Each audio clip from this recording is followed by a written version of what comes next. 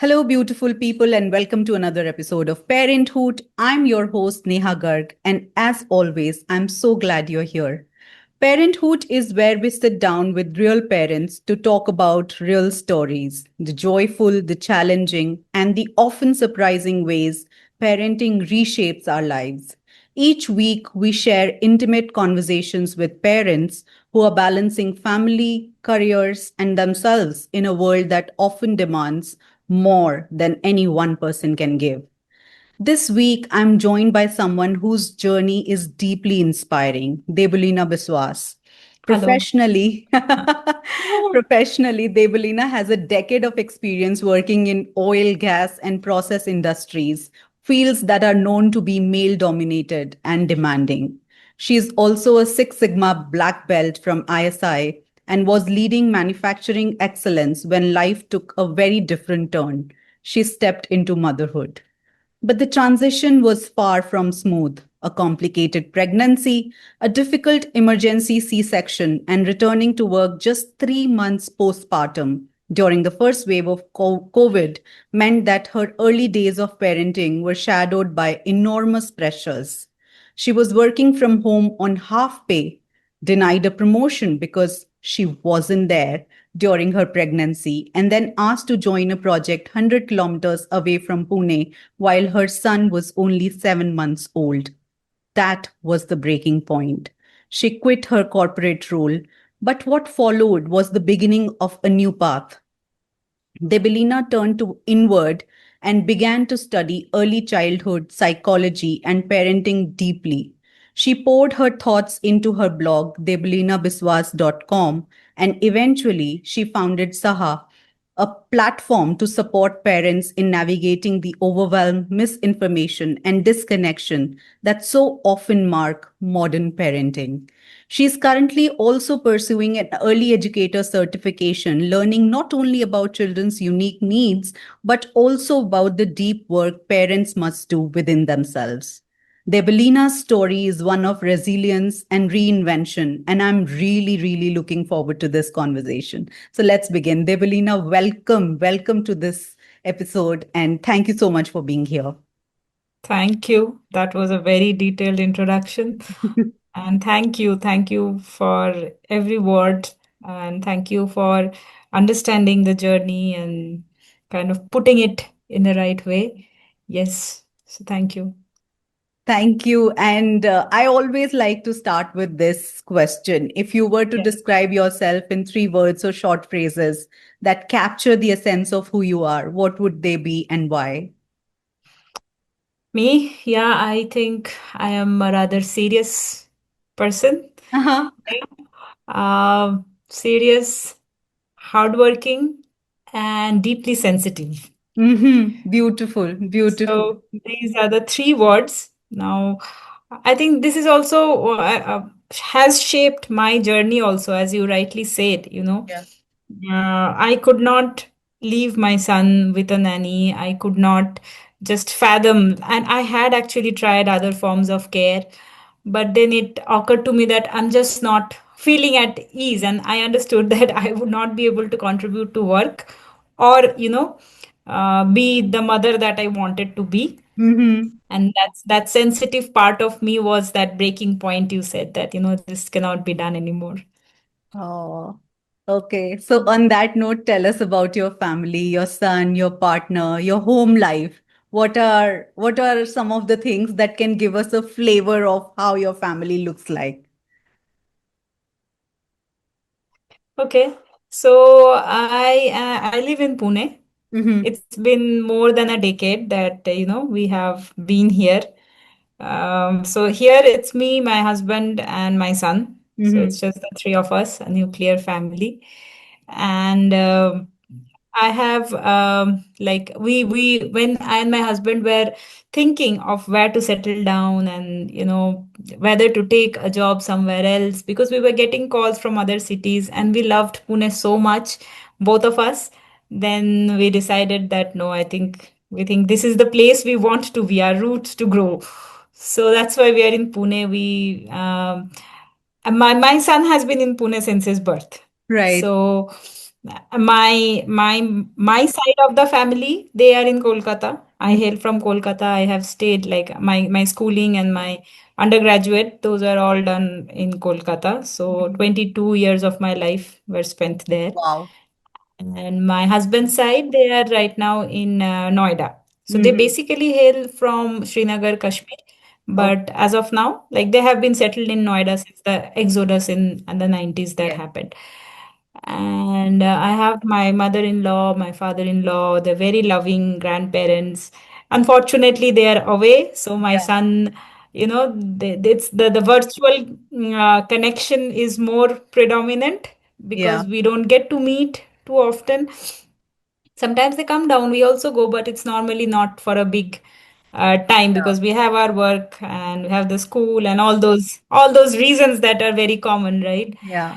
And my side, there in Kolkata, I have a brother, and I lost my father in 2021 One so. unexpectedly. But I have my mother, yeah, my mother, my brother. He also got married. He had a child recently. So this is my close family. Yeah. And off late, as in last February itself, my husband also quit his job Oh, wow. and he wanted to join Saha. So, so now both of us are working on this project and trying to make it work.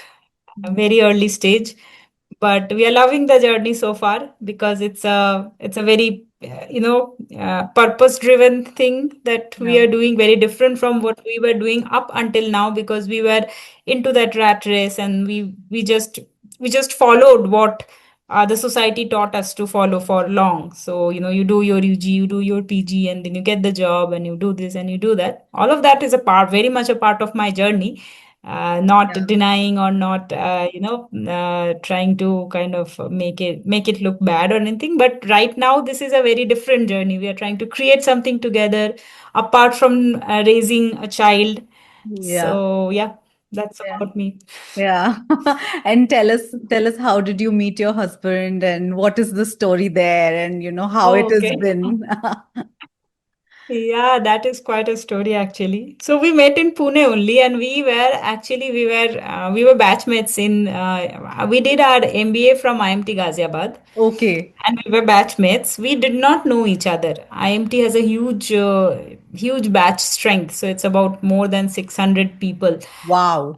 So yeah, so we did not know each other, but then we got placed in the same company as management trainees in Pune, Right. and that's where we met each other. So I had never even heard of his name, although he says that he knew me. Okay. So okay, fine. I do not know that part of the story, but yeah. So after having met in Pune as management trainees, we were both working in operations, and we were in a remote location, and we started talking. Then he left very soon, actually. He was like, "Ki, this is not something that I can do for long." Because we were in a very remote location and the job was quite mm, tough. And he had done his master's in marketing. So operations Hmm. was not really fitting him. So he moved. I continued, but we kept in touch. Hmm. So, and the next job also somehow he managed to get in Pune. Oh, wow. So he came back in Pune. Then we started going out together and we got married in 2016. Wow. So it was a cross state, cross cultural marriage, some, ups and downs there. But Yeah. yeah, here we are almost 10 years, no, 10 years नहीं हुआ हाँ अभी February 2026 would be 10 years. We would be completing 10 years of marriage. 10 years of Right. courtship तो हो गया है, Right. but we would be completing 10 years of marriage. So yeah. Wow. Wow. And take us back to your journey into parenthood. What was your pregnancy and then the birth experience like for you? And how did those experiences shape the early days of being a mother? That is something, I every time I talk about it, it gives me goosebumps Hmm. because I was so not ready for what it was. Hmm. We always talk about um, I mean, yes, we obviously there needs to be positivity around the experience of motherhood and welcoming a child and everything, but not everything is hunky dory out there. And to my disadvantage, actually, what happened, as I mentioned, that I had this incompetent cervix. When the cervix started shortening at, I think, fifth month or something, so which increases the chances of premature birth or Right. miscarriage in the later stage of pregnancy, like seventh month or something. So my doctor did not want to take a chance, and we had to go through this cerclage procedure where they seal the mouth of the womb to prevent any kind of accident. And then obviously there are checkups, regular checkups that happen. So that was, obviously, I had never heard of it. I had heard of a ton of other complications, but the one that happened to me, I had never heard of it. But now I know, like now even one of my friends got it. Some said, "Oh, my Mossy had this." I'm like, okay, this is also something. So I did Yeah. not know about it at all. We do not know so many things really, like when it Yeah. comes to pregnancy and all. Every case is like so different. And so in my case, that was the case. So that was quite a bit unnerving for me. And then what happened was that after that, my doctor said that since I was on the field, right? I had to be Yeah. on my toe, on my foot for a long time. So I had to be with the workers. I had to talk to them. I had to conduct these workshops where I would be standing mostly. I could sit, but then it was hectic for me. So my doctor said that you can't go to office. If you can work from home, that is fine, but you cannot go to office. You will have to be on bed rest.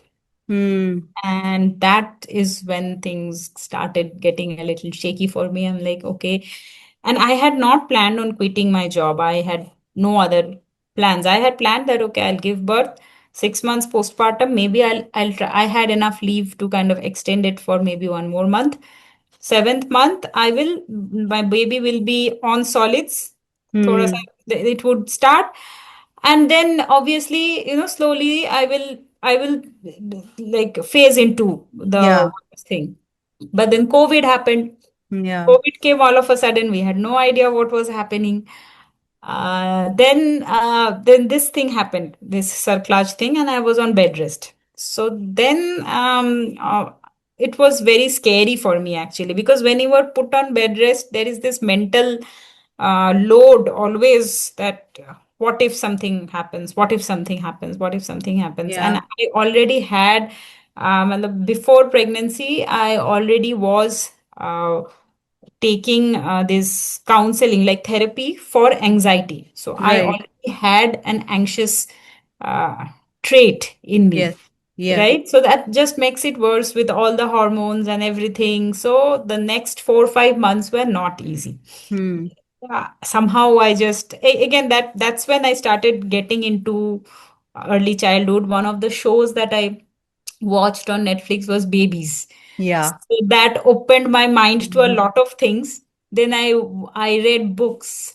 There is this book by John Medina. I think it's called The Whole Brain Child. I read that book. I read one more book by the mother from Pondicherry. So How to Raise a Child. So I kept I kept myself busy with all these things. And I used to watch a lot of movies. And then finally what happened was when the delivery happened, that day I had just gone for a checkup. It was Hmm. an ECG for my child.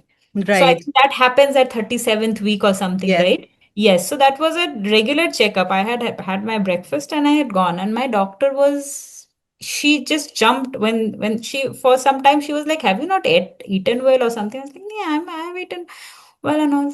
She put me on that machine. It takes some time. So she was in the other room where she could hear the beats. Yeah. And all of a sudden, she just panicked from that room and came into this room. He's like, okay, something is wrong. The heartbeat is dropping up to 60%. Okay, so we cannot wait. Like something is happening inside, and you are already full term. It's 37 weeks, 5 days. You have done a lot, because we have Mhm. already every visit was like, okay, one more week, because I had that surclarge. So going full Yeah. term itself was, one day at a time kind of a journey. Yeah. And then she's like, okay, we have crossed the 37 weeks. and we'll have to do a C-section. We can't wait. So, okay, so from there, from the clinic itself, I got admitted into the hospital. My husband came back luckily, and that time it was full curfew. Like there was no vehicle and all that phase was going, like full on lockdown was going on. So my husband came back. He took my mother-in-law who chose to stay back, and that time the flights were all cancelled, so there was no way she could go back also. So she Yeah. was just stuck with us here, thankfully. And then they also went back, and I had my child. But then that C-section was, I think, because it was an emergency C-section, I was so anxious. The first time that anesthesia, Anesthesia. Yeah. anesthesia. What is I'm forgetting. Epidural. Epidural, right? The first time they gave the epidural, and I could still, I had control over my toes. So they were Yeah. like, you move your toes. I could move my toes. So my Oh my doctor is God. like, it's not working. You have to, make her sit up. I was again second dose of epidural. So I had two God. back-to-back doses of epidurals. After that, even after that, now I'm smiling, but it was like a traumatic experience when like they took out my son, and then they told ki, you have a son. I was like, okay, I have a son, and I was crying. So my doctor said, if you cry, I cannot stitch you. Hey, I was like, I don't know what to do. I feel like crying. So in the theater, we are having this discussion. I have just had a look at my son, and they have taken him to wash and all. Yeah. So my anesthetist said that, okay, maybe I should put you to sleep now. So a third dose of Oh that mask. God. Okay, and then I do not know. I don't remember anything after that. Then after that, I came out some very drowsy, somewhat opened my eyes, and then they came that, okay, you have to feed. You have to Yeah. start feeding. Like, I'm like, okay, okay, fine. So first pregnancy, it becomes very weird in the beginning, like this Yeah. feeding and everything. You're so not used to it. So but the first 2 3 days, in fact, I think the first week or the 10 days is it still feels like a haze for me. Like I Hmm. was very, very, very down. I could not feel anything. I felt so numb. I did not feel anything, like emotionally, on the feeling Hmm. wise. I was not feeling anything towards my son. And then I was like, okay, I mean, why am I not feeling anything? Mothers, they love that image is there, right? Yeah. And then it was not like that. It was Hmm. absolutely not like that. I had no feeling of love or anything in the way. I was doing everything mechanically, feeding everything, and not everything. I had not touched him for the first 10 days, probably, apart from feeding. I had not cleaned or anything. That everything my husband and my mother-in-law were taking care of, bathing and all those things. But yeah, that first 10 days were, there's still like a haze. Slowly, slowly it started, I started getting back into the rhythm, into the life. And also it was a long, then every time, after 3 months, like when my boss started asking, when will you be able to join? Then, my heart started to sink. I'm like, okay, Abhi, it's this COVID, and how do I go back to work now? And I had exhausted my leaves. So Hmm. that 6 months had Yeah. already, it's gone down the drain, because I had exhausted 3 months before giving Yeah. birth only. So then at 3 months I joined, and yeah, long story. Yeah. Yeah. And you've also spoken candidly about the challenges you faced at work during that time. You said you returned to work within 3 months and working on half pay and being denied a promotion, all those things. It sounds incredibly difficult, but also very, very relatable. Could you share what was that experience like and how you navigated everything together happening with you and Yeah, at you? actually, it started even when I think when I was pregnant itself. So Hmm. because some of the things I had to start saying no to. The thing is Hmm. that I had to travel very frequently. Every week I had to travel to this off location where our plant was, because I was managing the manufacturing excellence part. And then because I had to say no, I could figure out that, the people from HR and then my boss, they were feeling a little restless that when will you be able to do this again? When will you be able to do this again? So first I said that the first 3 months, my doctor said that you should not. I had a PCOD. I conceived naturally, but I had a PCOD issue. So she knew everything. So she said, I would suggest you not to travel for the first 3 months. They are a little sensitive period. Take care of your health. So I said that. So that was met with a little bit of apathy, or some kind of uh, judgment that she is not able to contribute now. And obviously I could sense it. I also, back then, the job was very important for me, as a for identity, for financial situation, for everything. So I also started to feel a little weird, scared that, let this just 3 months go. So after the 3 months were over, I went once or twice. I went there, and I was told that there were certain things that, it shows that how the corporate. I do not know if anything has changed in that particular company or in general, but so I was told to go there for 2 days, but then the stay stretched for 5 days, and I was having food which is not home cooked. And in pregnancy we have that that reflux issue. I was in the probably fourth or fifth month, so it's very difficult to digest that outside food continuously. And then again, working in the factory setup, so it was basically a factory, and then you have to walk long distances just to even go to the loo. So all those things for 5 days again, and I was like, okay, this is very difficult. This just cannot be, done for too long. But after that, I had the circlage.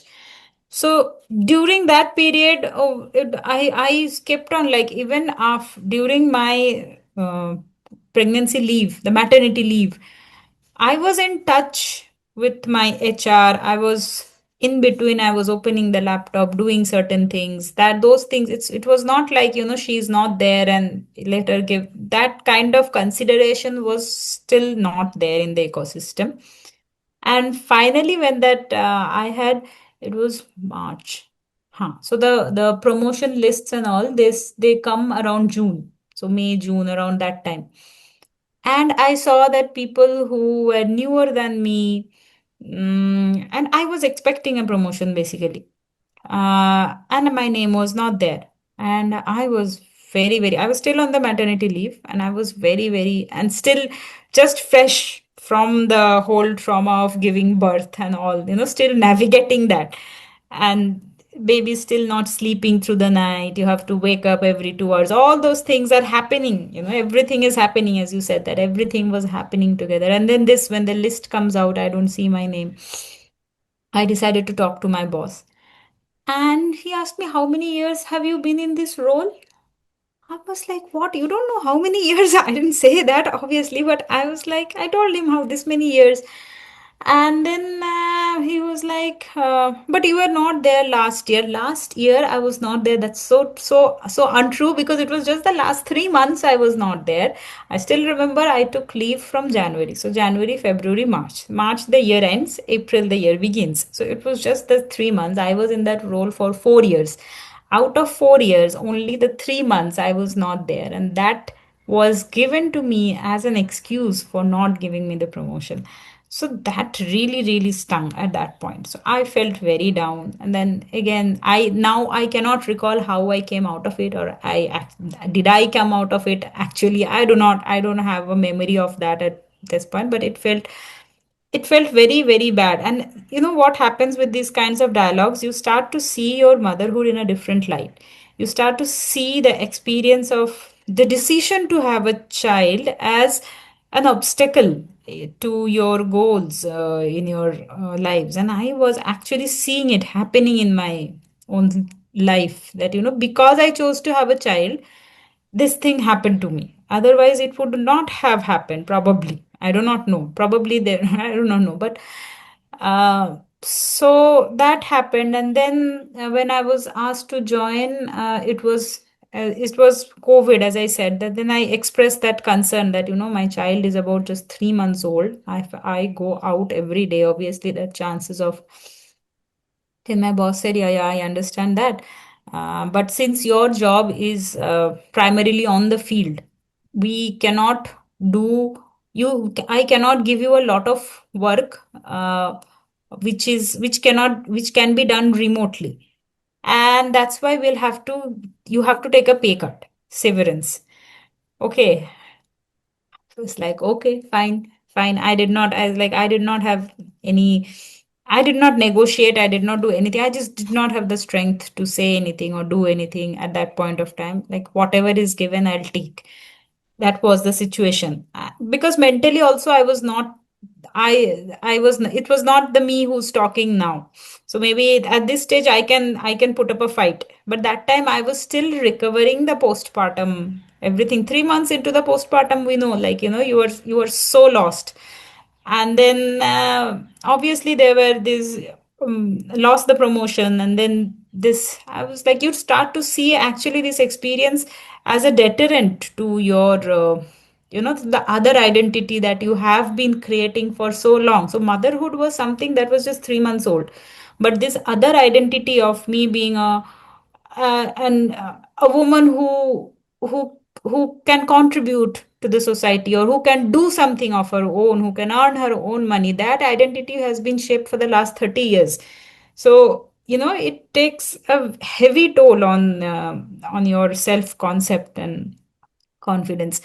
So then I took the pay cut, and then that, after an around, I think, January 21, my boss said that, you'll have to now come back, and you'll have to come to office. And the thing is that we have a project in Y, which is about 100 kilometers from Pune, and we expect you to be there at least half of the week, every week. Then I was like, I cannot do this. I just can't, because I also knew that half of the week, something that I had really, really been focusing on was, uh, breastfeeding. So I wanted to do exclusive breastfeeding, which I have been doing since that day. My child was 7 months, but I understood when I, again, as you go along, you understand. So from 6 months to 7 months, those meals are, they don't fill their tummies. They are just, throwing foods everywhere. Somehow you put in 2 spoons into the mouth, and that's all. And they come to you only for the milk. So when they're having the milk, their tummies are, and actually they are growing, so they need more milk. So so I was like, "Okay, I do not want to introduce formula. I cannot do this, because it was, I had chosen pregnancy. It was not like by chance happened or something. We actually discussed, we sat through, and we're like, okay, this is the time we are ready to have a child. And I thought, ki, okay, Abhi, something, as I said, that was the breaking point, as you rightly said. Like, I can't do this anymore. We sat, it was, anyway, it was difficult. But then my husband also stood by me. We had the EMI of the house, we had a car, we had two EMIs running at that point of time. And obviously, we had planned with both the incomes together, right? So then we sat down, and then we discussed. It's like, okay, fine, it will be a little tight financially, but we were ready to go to the extent of selling off the house also, if required, and move to some place smaller, if that would be better. Thankfully, we did not have to do any of that. Everything was quite smooth, I would say. We took trips, we went out also, we did everything. It was not like, I can't believe that what all we did after me having left the job. Because before leaving, you always tend to think that if I stop working, everything will, just fall apart, and the money will stop coming. And but that was not the case. Obviously, it took some 5 to 6 months, and thankfully, at that time, it was COVID. We could not have gone anywhere. We liked to travel, but as the situation would, arise, that we would not be able to travel anyways. So that was also there. But then, yeah, I quit. I think I decided within 2 days, and then I resigned in 2021. And then the next chapter started, which is still unfolding. Don't know where it will take us, but yeah. You have been mentioning something which struck me, that yeah, all of this was like you started to see motherhood as a deterrent, and as something that is an obstacle to your career, to a professional life, and all of that. I i am also seeing the flip side of it. I'm also seeing, it is about, it is like we as mothers take it upon ourselves to, they put the blame on us.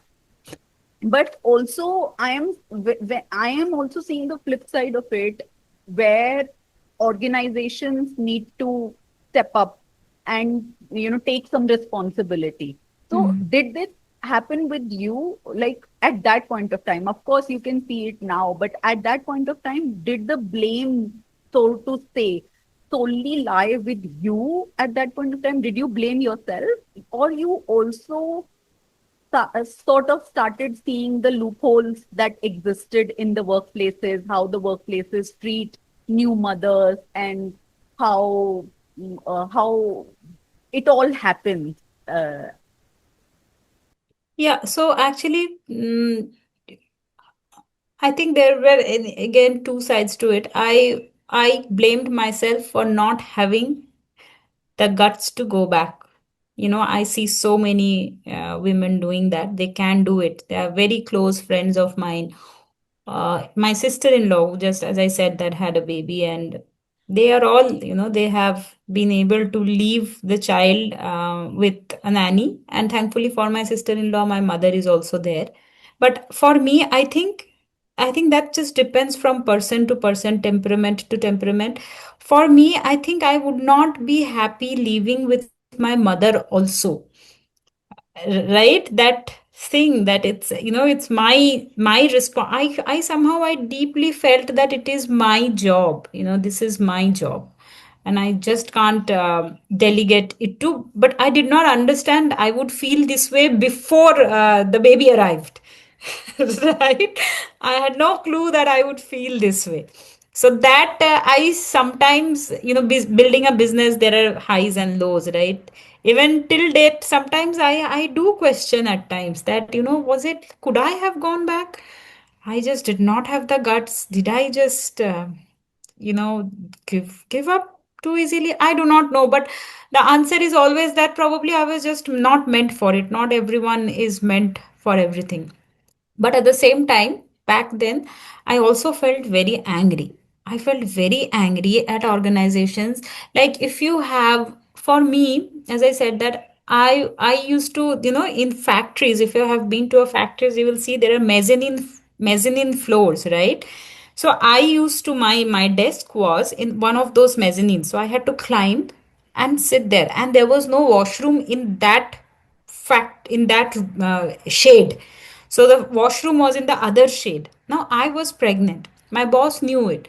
They did nothing. I mean, if I had the capacity, I mean, one day, I hope, if I had the capacity, I would make sure that the pregnant lady sits somewhere near the restroom, shift the desk. We can probably have a area like one desk or two desk. Like in a manufacturing firm, there are just a handful of women, and chances are very less that two women will be pregnant at the same time, right? So you have one spare desk from the HR side where this pregnant person can go and sit. The desk can be shifted the moment you know that she is expecting, because it is not it cannot be expected of a pregnant woman to climb that. And when you are pregnant, you have to go to the washroom multiple times, right?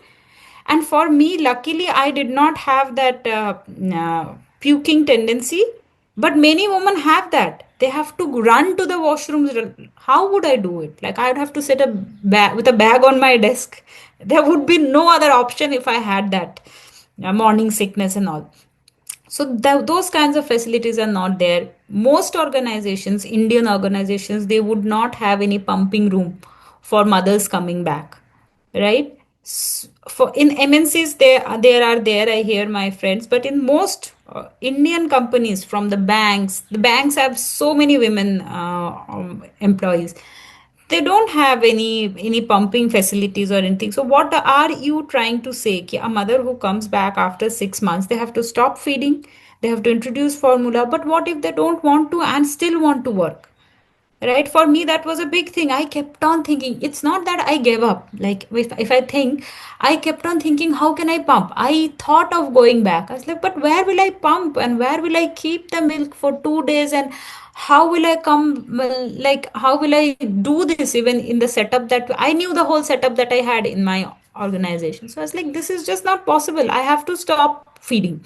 That was the only way. So things like that made me very very angry. Like, you are, and it was not a small organization, it was a big company. So if you are like, you have so much money to do so many other things, this amount of money for a few women, it's not like women are dominating the workforce, like, there's so much gap even there.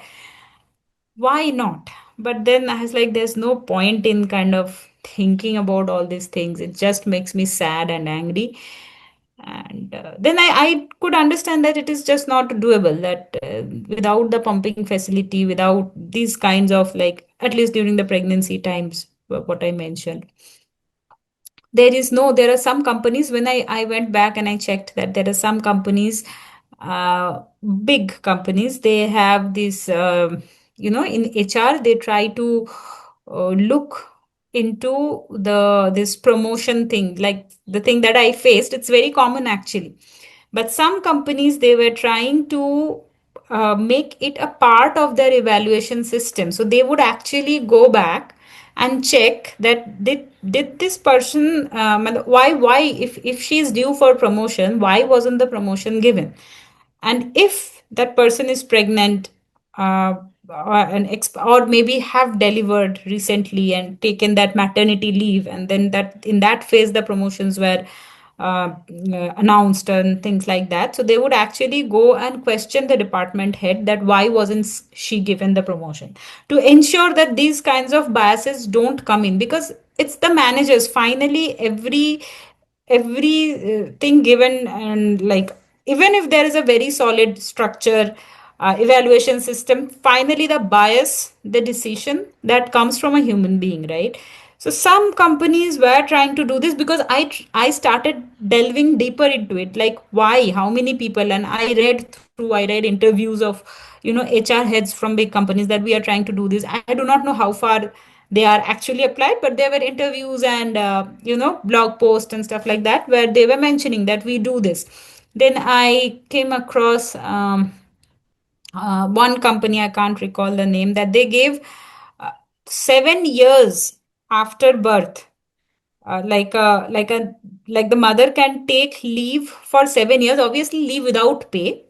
The first 1 year could be leave with pay or something like that, and for the 7 years it is leave without pay. So for 7 years you have the job, you can come back even after 7 years. And that makes, obviously I know that small companies cannot do this, or maybe they can, because if it is leave without pay, if the, if they survive for the next 7 years, a small company, they would be happy to have an old employee back. But having that security, that no matter what, I have 7 years to tend to my child, and then after 7 years I can go back to the job.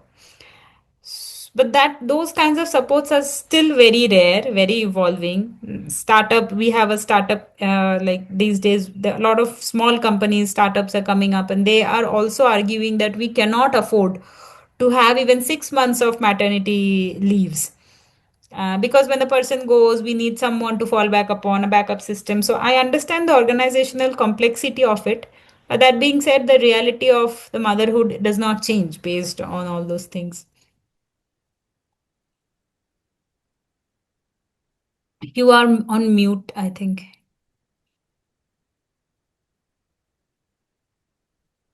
Now, Yeah, perfect. okay. And when you're saying all these things, Debulina, it makes me wonder if you had to redesign how organizations, support working mothers, what are two or three things that you would change? Well, I hope one day I get to do that through Hmm. Saha. I keep on thinking that, I would have. I think two or three things, as I said, that when a mother chooses to stay with a child for some time, let's say, not just for that amount of 6 months, even maybe Yeah. a longer, maybe 1 year, we as a society or maybe as corporations who have the power to shape the society can actually should actually support that with Mm. all their might, some flexibility works wonders. Flexibility is something that every, I think, starting from pregnancy till the first 3 years. Yeah. In my company there was no flexibility of time also, so you had to go back, you had to punch in at 8:30 to 4:30 was the timing, and no matter what you would have to do that to get the pay. Otherwise there will be pay cuts also, because if you are late, Wow. okay, so those policies were also Mm. there. But it does not work like that for a mother up until the Yeah. 3 years. Like, Yeah. you do not know when your child gets up, but when he gets up he needs the first feed from you.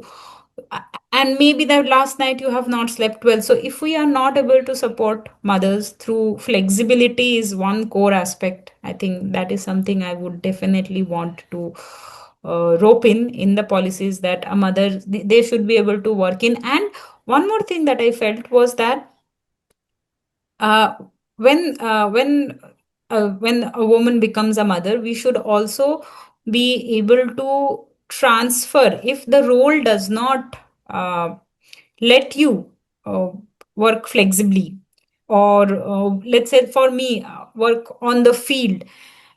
As an organization, there can be a system to assign certain types of roles to the mothers, Yeah. and phase in, like Yeah.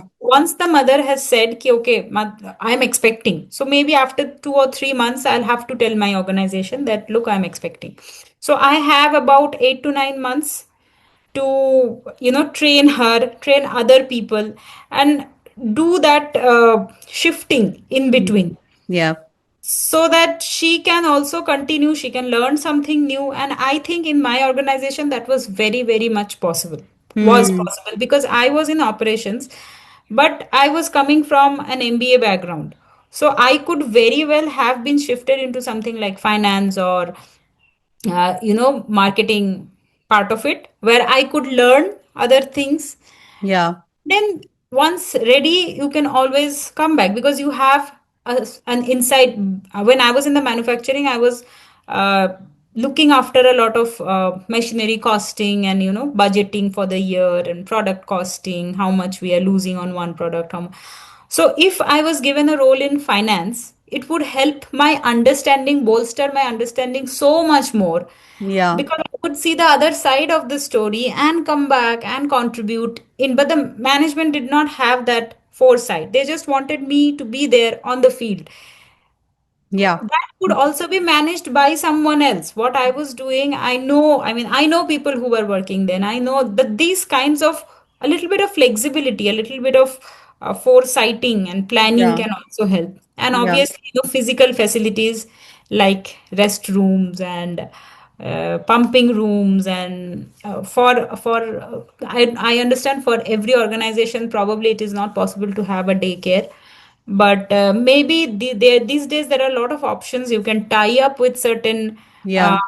certain facilities, certain service providers who are doing this already, and you can have those kinds of, no matter. So for instance, in my organization the number of women employees were less, Yeah. so that was always a ground for them to not have a daycare. So why do we need a daycare? But in that area, there would be so many other daycares. So you can easily tie up with the daycare, no, that it's my whatever, like want to. You don't have to have a separate setup inside the company. But even within 1 kilometer radius, if you are able to manage one facility where the mother can drop the child maybe after some time, whenever she is ready, and come to work, maybe sometimes go and check in on the child and then come back, that gives a lot of relief, I can, Yeah. right? Yeah. So yeah, those kinds of things I definitely like to have. Yeah. Yeah. Okay, tell me, Devalina, do you ever miss your old corporate role, or does it feel like that was a completely different life altogether?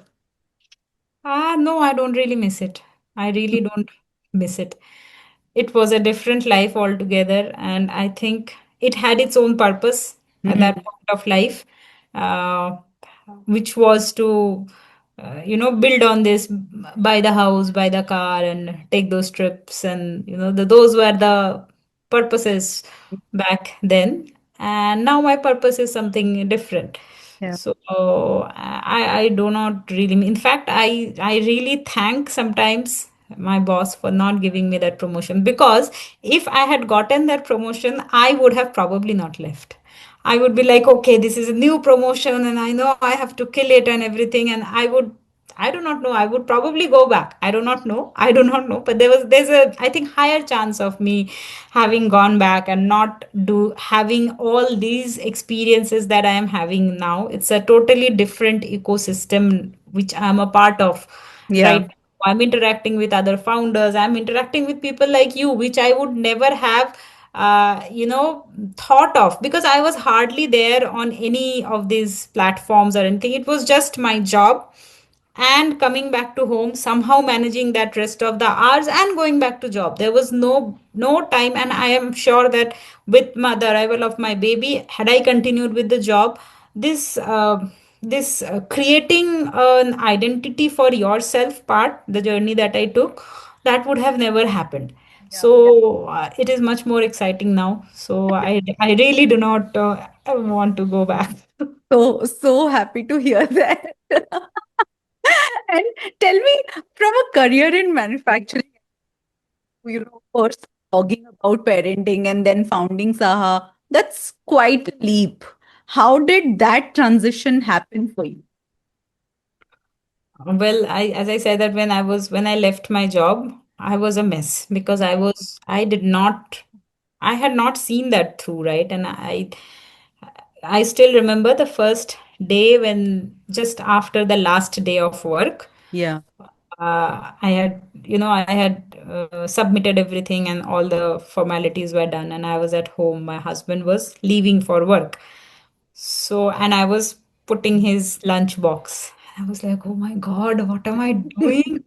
Is this my life now? Am I going to pack lunches for the rest of my life? What am I going to do? And it's a sheer panic. Okay. It's like, what is happening?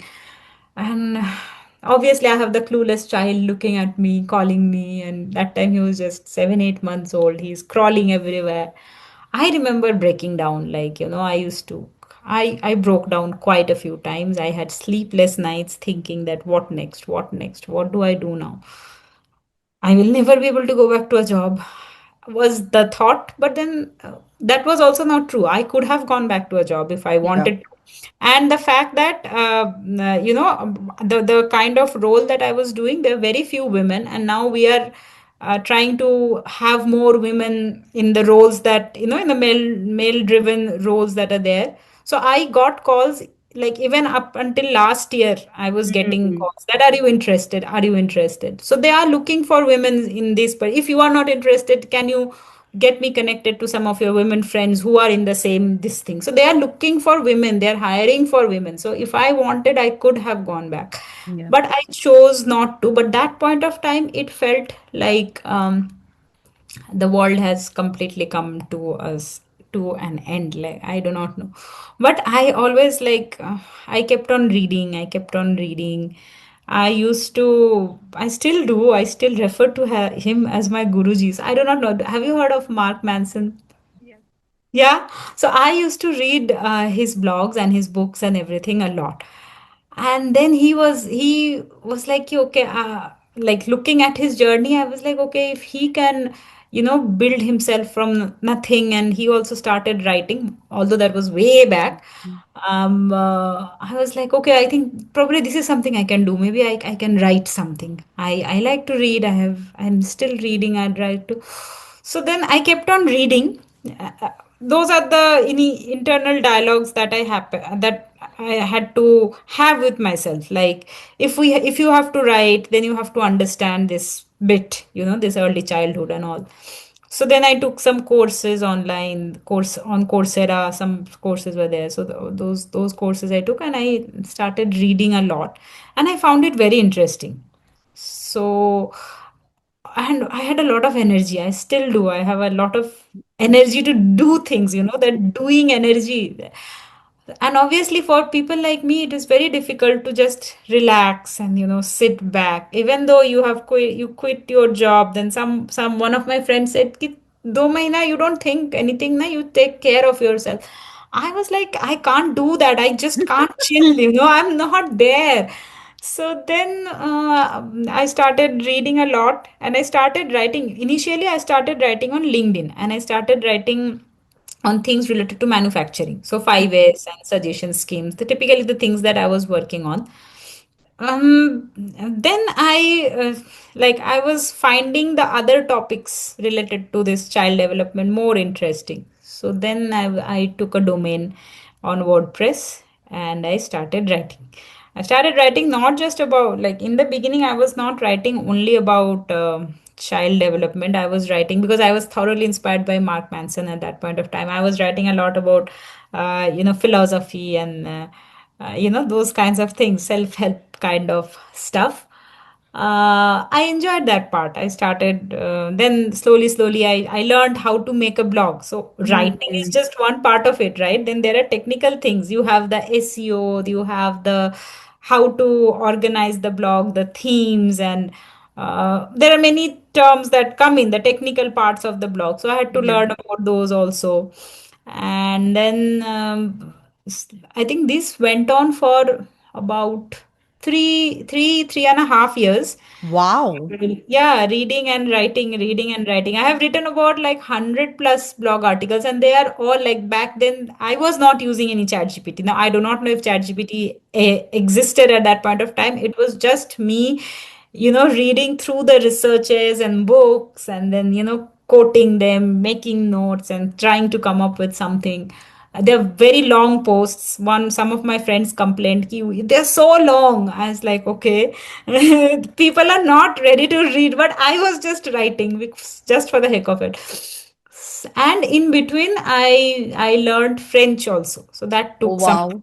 Yeah, Hmm. I learned French. That also I enjoyed the journey. I was like, okay, I always wanted to learn a language. Let me see. So learned French from scratch and gave the exam. So that was when the French thing got over. Then right around the same time, my son also started going to school. Hmm. Uh, and I think before he had started going to school, I had already started planning that, what can I do? Once he goes to school, I'll have like 4 or 5 hours. And with the blog, I was understanding that the era of Mark Manson is over. Right? So it's like, obviously, I still write a lot on LinkedIn and all because I enjoy writing. I like to write. But then I was like, no, this is probably not going to happen because he started a long back and I cannot just compare. So Mhm. but then I wanted to, as I said, that I did not want to go back to a corporate because I Right. was thinking that was traumatic enough and I don't want to go back. And I wanted to do something in the early childhood space and thinking that digging a little bit into data. So I thought that, okay, let me start with something which will have this. The first thought behind Saha was to create the right physical environment for holistic development of children. Hmm. Sounded very, very serious. Hmm. And I was like, yeah, initially it was written on the website also. I had written it on the website also. But then I figured that this is just too serious, and I am selling toys and clothes. So let me keep it simple, even though the intention was that. So Yeah. yeah, so then I like, yeah, so we are focusing on open-ended toys, and that also was a part of my desire to have my son enrolled in an alternative education system, which through which I found Waldorf. So Yeah. everything we do at Saha is inspired by Waldorf. So we try to keep things natural and open-ended, uh, with the as minimum stimulus as possible, just the right amount of stimuli, not too flashy or anything. So yeah, it's Yeah. Does your engineering and manufacturing background shape the way you build Taha? Do you feel like those skills do sneak in? Mm, yes, I think so. Because you have that way of thinking, Yeah, and particularly the manufacturing part. Because it helped me also, because when I was in my last role, no, I saw products from end to end being made. right. Because I was on the management side of it, I was also seeing how they're put into the market, and what kind of challenges we are facing when it comes to the managing the cost, and how they kind of reflect in the management's decisions. So I was able to see all those things, and I think that made my journey, like, it made Saha doable. I had Hmm. not seen that chain, no? Yeah, It feels like a big mountain. Like, where am I even going to start? How to make anything? yeah, So I think that helped me to believe that these things can be manufactured. It can be done. So understanding that supply chain, and also I think I have that for the past.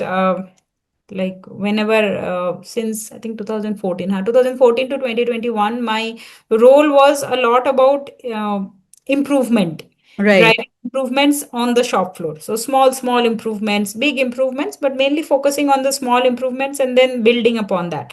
right. So I think I still try to do that in Saha. So I think the website that we have created, what it was in the beginning, and slowly we have benchmarked with others, and then we are slowly we have built. Now the website looks completely different. So my husband says that we should have captured this, what it was and now what it is. It's so, yeah, somewhere I feel that it is being shaped by my previous experience. Also, that the lack of I have never done selling. Yeah, Okay, so the lack of that experience also shows up. It's not easy for me to, the first exhibition that we did, I was so scared. I think that would be for anyone, but I had never done any selling, right? Directly asking for money for something that you have made was something that I've never done. yeah, I was sitting at the job and I was getting money. So I did yeah. not have to see that process through. And here you are actually selling stuff, which felt very difficult in the beginning, but I'm learning. Yes. So my husband comes from the sales background, so I'm hoping Yeah. he will. Yeah. And where is Taha now? Like, what is happening? What is the what part of the journey are you at currently? So I would say that we just completed 1 year Yeah, recently. congratulations. Yeah, thank you. So we have, in the past 1 year, what we have tried to understand is how our customers are perceiving our offerings. Right. So that is something that we have worked on trying to understand. We have tried marketplaces, different kinds of marketplaces, online, offline, and slowly we have now come to an understanding what works for us, what does not work for us. Uh, so we are at that optimization point in terms of where all our products should go and should not go. Yeah. We are also exploring, other kinds of opportunities which we have not explored till now, like B2B Mm. kind of opportunities, which we have not explored in with a lot of rigor. We have superficially and have gotten some response. So based on that, we will double down on that from now on. And uh, we are also trying to understand that between toys and clothing, what resonates more with people, what is easier for us to communicate. So it is definitely the clothing which is easier for us to communicate.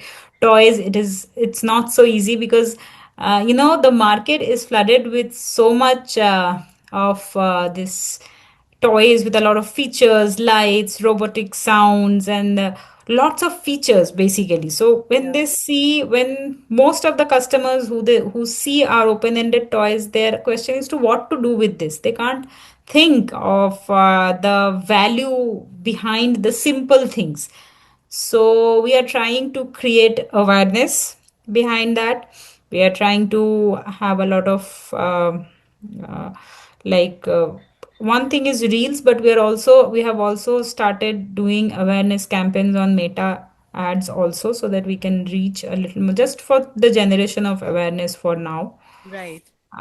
So, and also we have recently started this Saha parenting circle, which Yes. is free of cost, because Saha, when I had envisioned this, I had always envisioned this as an ecosystem for parents who are trying to choose consciously. So the clothes and the toys, they are the tangible part of it, but the intangible part is the parents Hmm. who are really shaping the environment, right? Yeah. So I wanted to take it slow, wanted to understand how, where people are, how ready are they to take in content, or how ready, how willing are they to work on themselves, understand the importance of working on themselves, so that their children gets the benefit of it basically. So the as I am getting delving deeper into this early childhood thing, even through the training that I'm going through, so it is all about the first 7 years and beyond. But the first 7 years, no, it's all about working on ourselves. It's a lot about working on ourselves, getting ourselves on track. If we are not, like, Yeah. some of us could be on track, so that's okay. So if we are not there yet, so there's a lot of things that can be done, and I'm trying to provide that support through the Saha parenting circle. So right now we are in the first cohort. We have just had a very small group, but after we are in the third, fourth session of this cohort, I'll start putting out more invites and see how it pans out. We are also thinking of doing some workshops for parents, again, trying to understand where they are, how ready are they for the intangible stuff. Yeah. So we have to figure out. Let's see. So, where do you hope to take Saha in the next 5 years? What is the dream vision? The dream vision. Well, I really want it to be an ecosystem for parents who are who at least have the intention of doing that the first 7 years rightly, Hmm. right? Yeah. So and as I said, that the toys and clothing, they are the physical tangible part of it. There could be many other tangible parts, the food part, what nutrition goes into, and stuff like that. But the more important part is understanding the self, again, working on the self, so that I can choose consciously, I can understand that what to choose. So when parents don't understand that what these blocks will do, the problem is not the lack of understanding. The problem is that we are not talking enough about the open-ended play, the need for Yeah. free play, Yeah. right? And obviously we have our other, so many other roles we are playing in our lives. So I cannot expect everyone to drop everything and just completely devote their time to understand early childhood and so on. So I want Saha to be that easy space for parents, where they can come and choose consciously for their children, while navigating their own inner journey. So Wow. in the future, I'm hoping to add quite a bit of content and workshop part, because I really want to help parents choose better. So once they understand, no, why free play is important, it's basically a no-brainer to choose a certain. Once they understand why handwork, so we do not talk about, it's almost non-existent. Like, we have so many busy boards and other kinds of toys, people are talking about, but nobody talks about the importance of letting children work with their hands. Yeah. Uh, like simple things like, maybe it can start with just beading, Hmm. just putting, thread through beads and then slowly moving even into stitching. Letting children work with actual knives. Hmm. We shy away from doing that. Yeah. They are actually capable of doing this.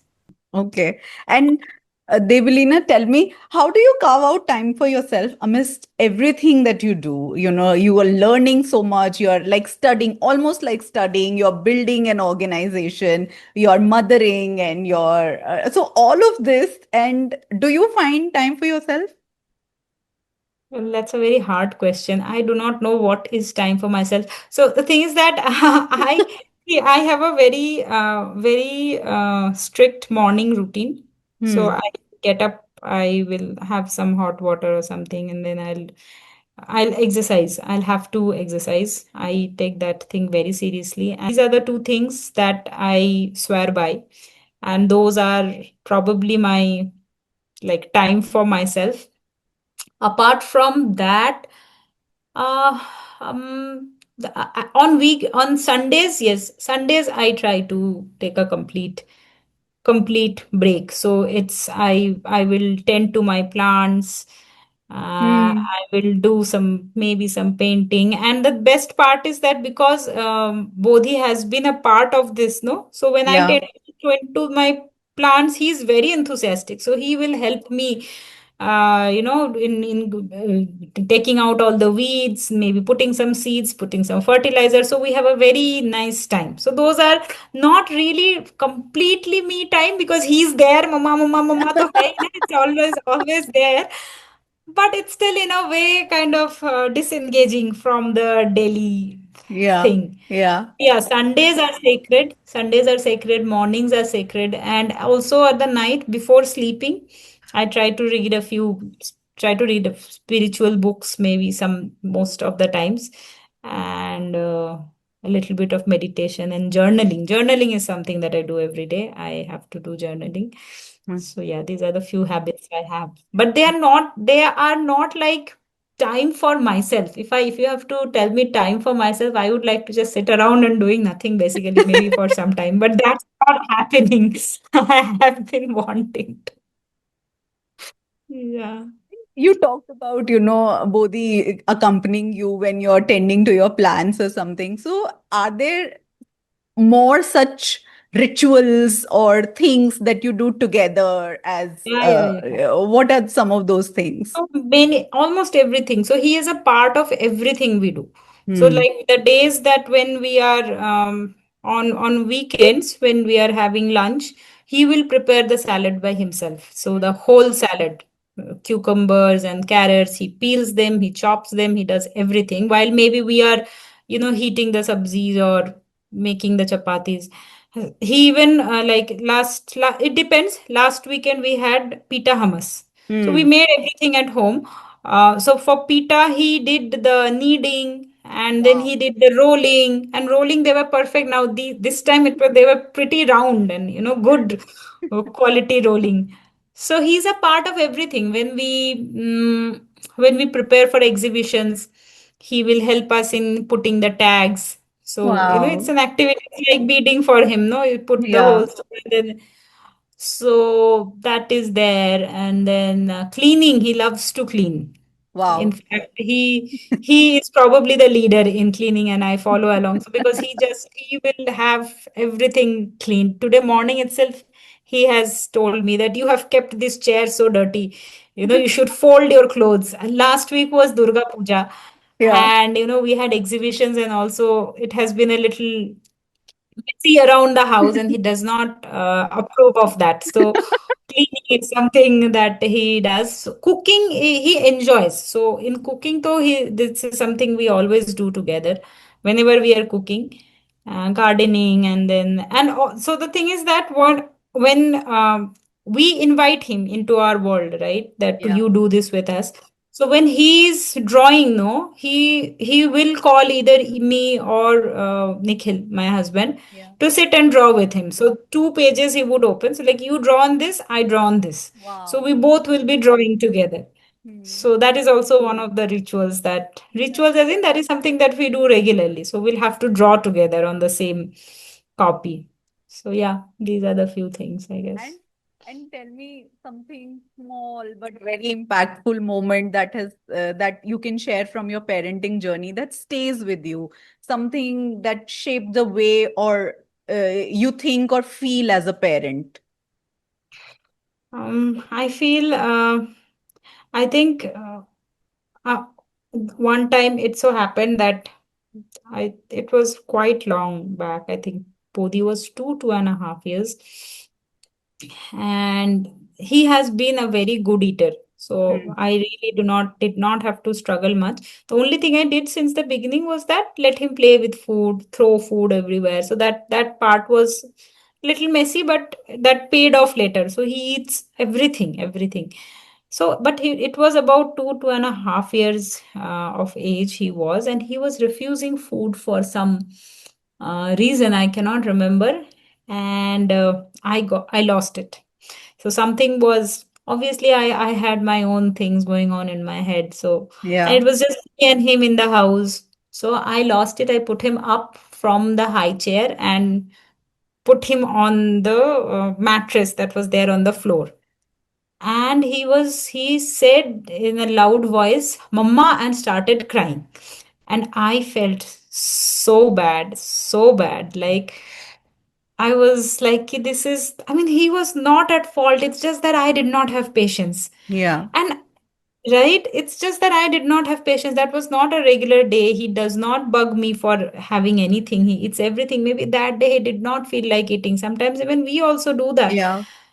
And I did not have it in me to understand and, have some empathy towards it and not behave in that way that I did. And that's when I understood that it is so important to again work on the self.